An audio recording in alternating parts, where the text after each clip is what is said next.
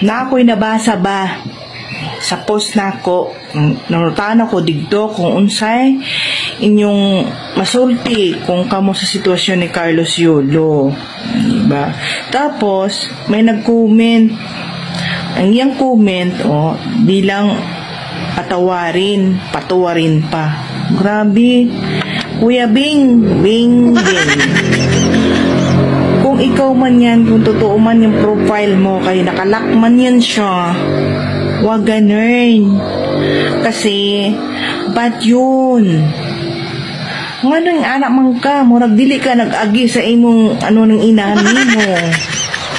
Diba? Ayaw anak ko. Ako. Kuya, wag ganun.